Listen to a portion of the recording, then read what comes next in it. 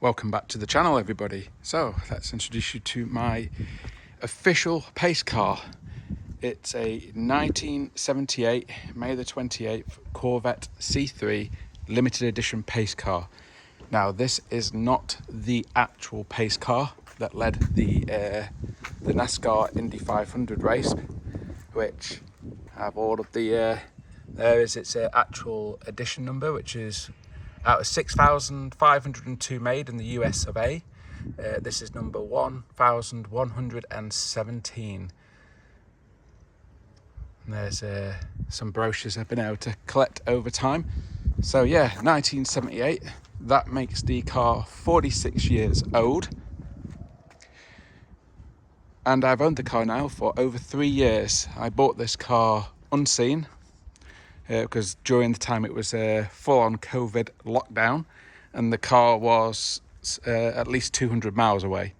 So though it would have been an awesome trip out, obviously because the roads would have been empty, it was kind of like taking the mick a bit to drive that far when everybody was supposed to be staying at home. Though I completely disagree with you. You're in your car, no one's going to be catching COVID from you, but I guess their argument was that you might have an accident which then needs emergency services and breakdown recovery, and then there's chance of spread. Anyway, not going to talk about COVID, that's in the past, and can't believe we lived through that absolute nonsense. Anyway, so yeah, so what's it been like owning this car for the past 3 years? Well, it's never let me down.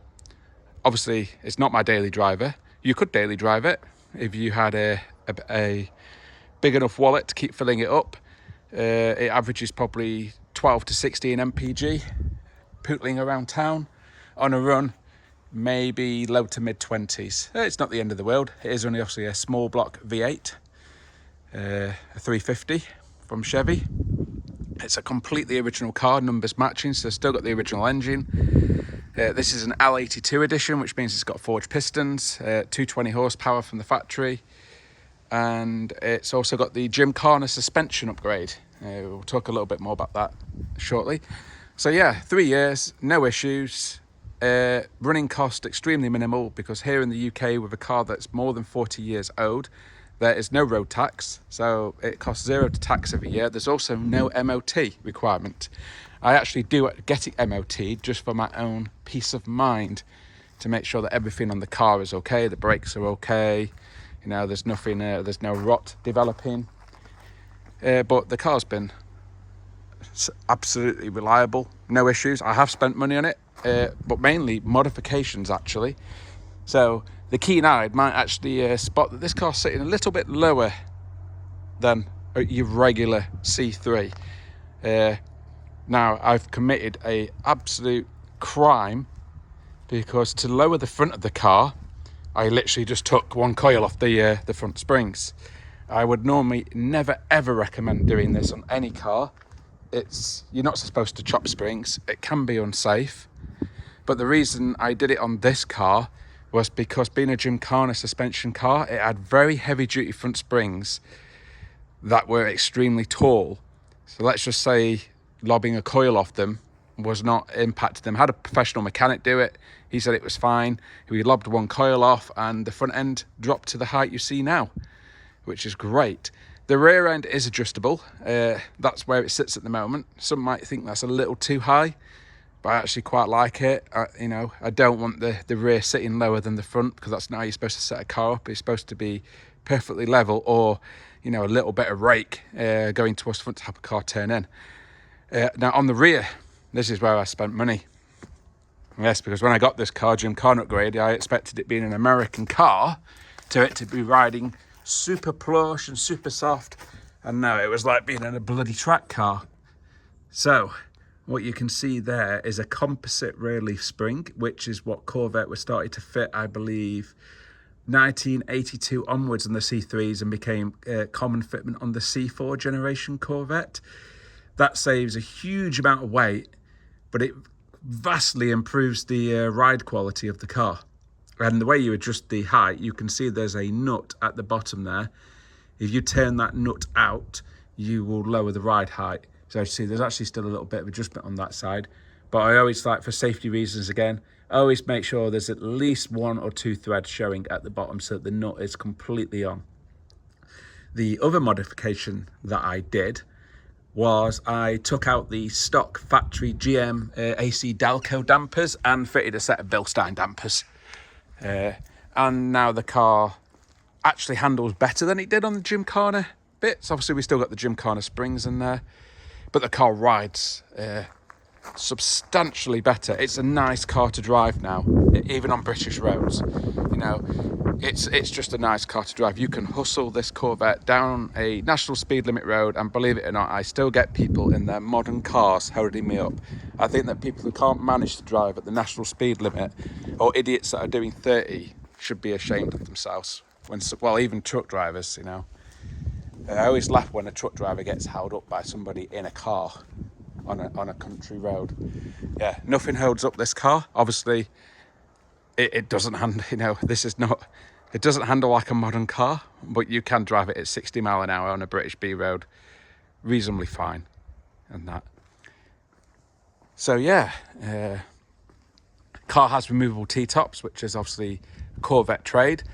Nearly all Corvettes, I believe, have done this certainly since the C3, and I think it's something they carried on doing throughout the lifespan of the Corvette. Even the latest C8 Corvette, you don't need to buy the convertible, because even the regular coupe is a Targa, and on the regular C8 you can just remove that top quite easy, and there's actually a space for it in the rear boot. Talking of rear boots, the C3 doesn't have one. Obviously, this being a 78, this hatch doesn't remove. Again, I think that was a feature of the 82, where the rear hatch would open up to allow you to access the smallish boot. Well, I don't know whether you want to call it a boot or just an area to plonk stuff. That's basically what we do. We just plonk our bags back there. But obviously, if you brake hard, they will attack you. Surprising thing about this car, the brakes are absolutely superb on it, which you wouldn't think for an old American classic, but it actually has disc brakes all round, and it will stop on a sixpence. It's shockingly how good this car will stop. Obviously, we're on new tyres because, as I've mentioned in other videos, never run tyres that are more than 6 years old. You're liable to end up in an accident. Oh yeah, 0 to 60. I actually don't know. I mean, the car's actually very, very quick off the line because it's a 3-speed automatic. So to launch it, you just literally bury the throttle, and the car just catapults off. I think maybe factory they were 6.5 to 7.5 seconds. This might be running a little bit more than 220, maybe 240, 250, because obviously the catalyst is no longer present. Obviously doesn't actually need one, and obviously the car's now that old that you can't obtain the factory catalyst anymore, so it's basically just straight piped all the way through. It does have silencers though on the baffles to stop it from being completely crazy bonkers loud, because obviously we do about 1,000 miles a year in this car, so we've done about 3,000 miles since we got it just over 3 years ago, which isn't a lot. But maybe it is a lot. We've actually done some. We've been up to the Lake District in the car, which is quite a long drive. We've been down to one of the aerodromes for one of the Corvette Nationals meets. It's never let us down. It drives. It's comfy. It's still got the 8-track player in the car. It actually still works. Yeah, 0 to 60, probably 6 to 7 seconds. It will go to 100 mile an hour, but I wouldn't recommend it. You literally feel like you're going to take off if you start really going much over 80. I have taken it to 100. It gets there reasonably okay, but it's not. I wouldn't want to sit. I don't like driving this car beyond 70 mile an hour, if I'm bluntly honest. The front end gets pretty light, and it's also extremely noisy inside the cabin, because obviously the gear, it being a 3-speed, that third gear is quite a short ratio. So at 75 mile an hour, I think the engine's sitting at 3,500-4,000 RPM. And obviously, and at no surprise, being a 5.7 litre V8, that's not shy. So it starts to get on your nerves if you're on a motorway cruise. So it generally cruises really nice at 55 to 65 mile an hour. But if you boot it, it will kick down and it does get going. So yeah, performance is pretty solid for how the car is to handling. Surprisingly okay. Obviously it's not a modern car. I would never take this on a track. It would get embarrassed by even other old cars. Also, I'd just be scared that, you know, things might break on it. It's not a car that I bought to drive around like a crazy person. So yeah. But yeah, cost of ownership. What's it been like to own? Well, as I say, it's not broken down. There's no road tax. The insurance is about £150 a year on classic insurance. So the insurance costs nothing on the car. So when it comes to tax, insurance, MOT, there's really no cost. Less than £200 a year. Servicing cost. I ever do it myself. Changing the oil on this car is an absolute doddle. And yeah, 5 litres of oil and an oil filter, less than £50. I did take it to a mechanic for this year because I wanted him to go through the car because a few of the lights had stopped working. The handbrake was no longer working and I wanted to get that working again. And after he went through the entire car, spent probably a good part of half a day to a full day on it, he got everything that I mentioned working again: door lock, lights, handbrake, a couple of other issues. He gave the car full check over, gave it a clean bill of health after all the stuff was done, and it cost me £300. That's a local mechanic called JR Brassey in Biddulph. He is brilliant. Mick and Cal, really fantastic mechanics. You know, I wouldn't really trust anybody to work on this apart from myself, but I totally trust Mick and Cal to work on the car. They're very good. Oh yeah, the sun's actually come out. We're actually going to a car meet today in Biddulph, our local town. They're having their annual car meet on. This actually won the show award. I don't think it was last year. I think it was the first car meet. Actually was car of the show. Won the award. C3 also. These things are not expensive to buy in the UK. I paid £18,000 for this car. Probably still worth about £18,000. Values haven't really changed much on C3s in the UK. I think they're a bit of a bargain. You know, you could run this car excluding fuel, and if you're happy to DIY at home, you could probably, if you buy a good one, you'll be running it for £500 a year. Servicing, you know, tax that you don't have to pay, MOT that you don't need to do,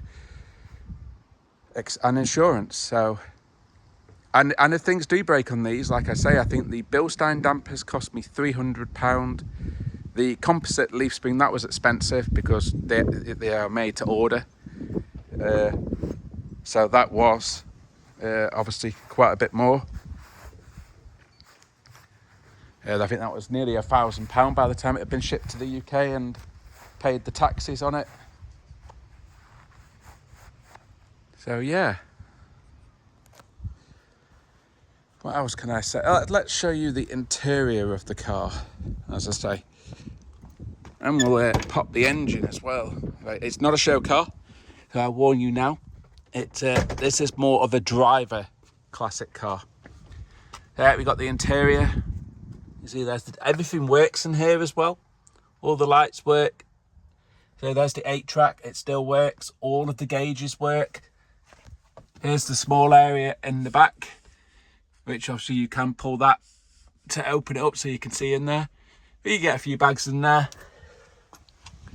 But yeah, I guess as many want to see this engine.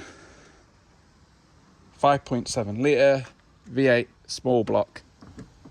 So obviously, I'm going to try to do this one-handed. Get the lock in. There we go. So it's not a big block. If it was a big block, the entire Biddulph would hear it start up. And it's just a small block V8. One of my friends, he's actually got a couple of big blocks and they sound absolutely incredible. One of the best things about visiting America actually is that you hear these things just driving along all the time. And obviously the sound of a V8 burbling is just a beautiful sound. So yeah, it's not a lot to look at. I say I keep it fully serviced, fresh oil, clean filters. Oh, that's the other thing that I had them do. They put new headlight lenses in and new bulbs, so all the lenses are not like fish bowls anymore because they have a tendency to fill up with water. And they've got new bulbs in there. So yeah, that's the engine bay on a C3 Corvette. So you got the. I like to stick with the stock system because it is actually a true cold air ram air system on this C3. You can see it pulls the air in from there, and then directs it directly into the air cleaner. So you're getting true cold air. I'm not a believer in fitting panel filters and DAF filters. Car came with brand new radiators when I bought it. I say I've had no issues with the car. Oh, we had a bit of a bout squeal, but that's easy to solve on these because you just adjust the alternator to make it tighter just by adjusting that nut there. So if you've got a loud bout on start up, or when you blip the throttle and it squeals, just tighten the belt up on the alternator and that will solve that. Very simple cars, very easy to work on. As I say, I did order the dampers for the suspension myself. I did the rear leaf spring myself. So if I'm in the mood, I do the work myself. If I'm not in the mood, then I take it to JR Brassey because I trust them to do it. I do work as well full time, so I don't necessarily always have the time to be underneath this old girl. But yeah, 1978 C3 Corvette official pace car. 6,502, one made for each dealership in the USA. So every dealership got one car, hence the 6,502, because that's how many dealerships there was. There is rumours there may be a handful of additional cars. Don't know how many are left in the USA. We believe there's probably about 10 of these in the UK. And yeah, it's just a really cool car. It's also a really chilled car to drive, You don't mind, I say, it's a bit... People should be ashamed that they can only do 30 in a national speed limit in a modern car. But even though saying that, you generally don't get too wound up in this because you're quite happy just to chill along and, pull along. If I'm in one of the other cars saying, yeah, I just go past. I'm not going to drive at 30 in a 60 because somebody's not capable. I'll just overtake them. So how is it compared to the other classic car? Because obviously these Corvettes were made from... I think the C3 was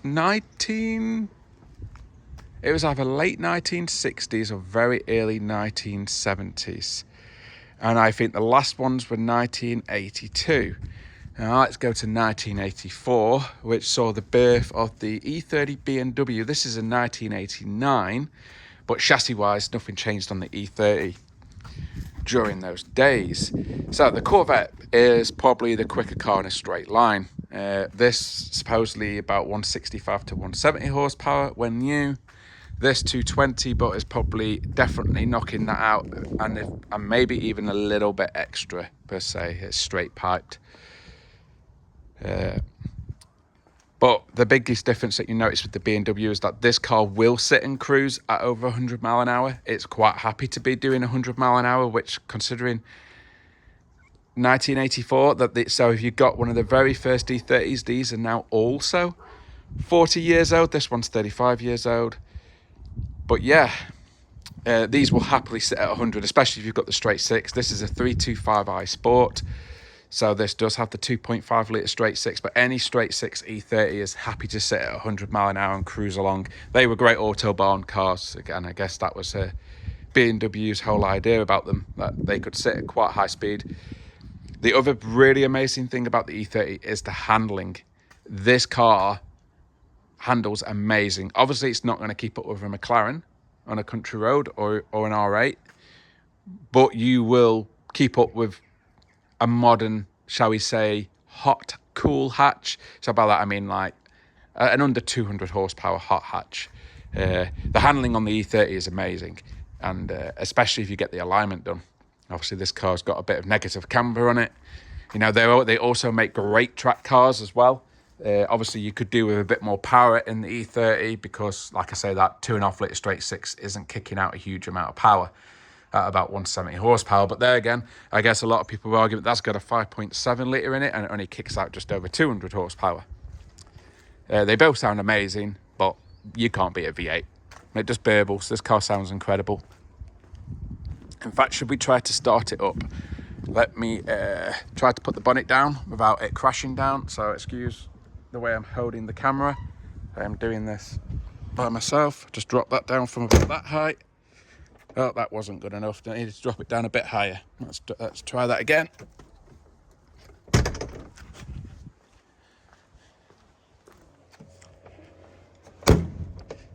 Oh, still not gone down.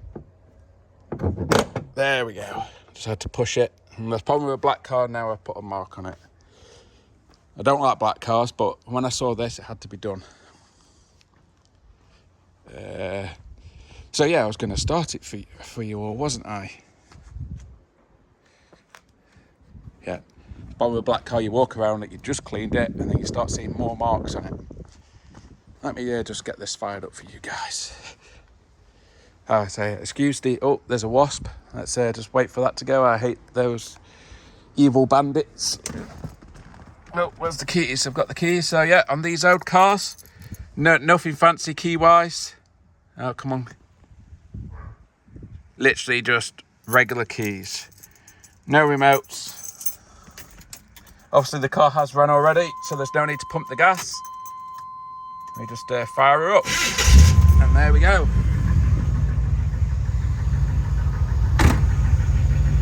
This car's got new weather seals on it, so the doors can be a bit of a struggle to shut at times. But yeah.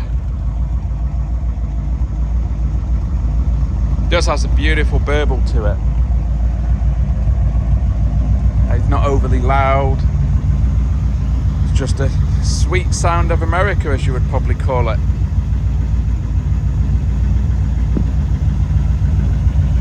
What to look out for in these if you're buying one. If you see oil leaks, don't be too worried. C3s all generally have an oil leak. This one actually doesn't, because when I bought it, we had an oil leak. That was the rocker gasket, that was easily fixed, and the power steering system had a slight leak. Every time I fixed it, it leaked from somewhere else, so now the entire power steering system on the car is brand new. If you're buying an L82 and if the engine knocks from code, don't worry. These cars have forged pistons, so a bit like the old Sierra Cosworths of the day, the pistons expand as the car warms up. So as long as the knock rattle disappears after a couple of minutes, you're all good. And the biggest thing with a C3 Corvette is the bird cage. So if you're thinking of buying one, you need to really look as close as you can to the bird cage. I'll give it a couple of reps and I'm going to shut it off, because obviously this car drinks fuel as well whilst it's sat here burbling away. But yeah, I can show you the gauges. There you go. There's the gauges. See, got a clock, which actually still works. That's a rarity in a Corvette. We've got the 8-track, that still works. A bit of AC/DC. I will turn that off because I don't want YouTube to punish me. So yeah, you got your fuel gauge, you got your oil pressure, you got your battery voltage, you got your engine temperature, and as you can see, it's warmed up. So you know, we are just on 50,000 miles.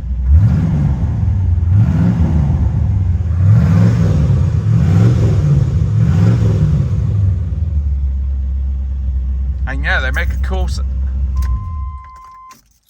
cool noise. Like I say, they're not a high-pitched, crazy, you know, screamy sound like modern cars. It's just a very low-end rumble. Car revs to 6,000, I think. If you boot it and let the auto do what it wants to do and your foot's to the floor, I think it changes up at about 5,500. I always just drive it in auto, which is number 3 on the dials, because on these old cars, they didn't call it D. Number 3 is essentially D, but you can lock it in first, second if you want to. When I first got the car, because it was my first classic, I literally thought this was some manual kind of auto. And I literally set off in 1 and then up changed to 2 and up changed to 3rd, and then was dropping manually to 2nd when I came up to a corner, because I didn't realise that 3 was drive. So I was driving it through the gears and thinking, well, I didn't expect this, because obviously I got the car, it rode incredibly harsh. I thought the gearbox was weird because I thought it was some form of manual auto, and the indicators were so stiff, I thought it didn't have any. I got laughed at on the forums and by the previous owner, who actually said, yeah, number 3 is drive. The indicators just man up a bit. They do work. And yeah, the suspension, I fixed that by changing it to Bilsteins and a composite leaf spring. Has electric windows. As I say, these T-tops remove. Dead easy. You got a lever here. You literally pull it down, give it a yank, and then there you go. Your T-tops are coming off. And then there's little bags that you can store them in back there. I'm going to keep them on today just in case. It says it's not going to rain, but better to be prepared than not be prepared. Oh yeah, 50,000 miles. I say 45 years old, 46 years old. Quite a low mileage car really for its age. But I guess people in the USA, even though some bought these and daily drove them, also a lot of people, they were a car. So yeah, a C3. Oh, the bird cage. So the bird cage obviously isn't the easiest thing to look. But the owner, obviously you can look down in this area here and you're looking for any signs of like rust. But the biggest area, which if the owner will allow you, is to remove all those screws there and pull up all of the carpet and all of the trim if you can, and then you will be able to visually see the bird cage. And of course, a culprit area is there. It's where you want to look out for it. The only thing that I was informed about on this car when it was serviced this week, when I asked, is there anything that the car needs? They said the rear trailing arm bushes should be done in the future. And I was told they're an absolute nightmare to do, but he's happy to do them. So I need to get some rear trailing arm bushes for the ones that actually go up at the front of the wheel.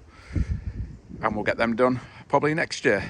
I say the car won't do really any more miles now this year. It's been a pretty bad year in the UK weather-wise, lots of rain. So it's actually not been out a lot at all this year. So hopefully it'll be out more next year, better weather, because we do like actually driving it as a daily to and from work as well when the weather's nice, but we don't like leaving it out in the rain if it's going to rain, because the car is hit and miss if it's going to leak or not. Sometimes, you know, I wash it, it doesn't leak, but if you leave it out in a crazy rainstorm, it can leak, and it's normally in the footwells, which is obviously running down there in the scuttle panel somewhere. But as it's not a daily driver, and the leak is very minor. Say sometimes if it's just, you know, a 30-minute shower, no water gets in.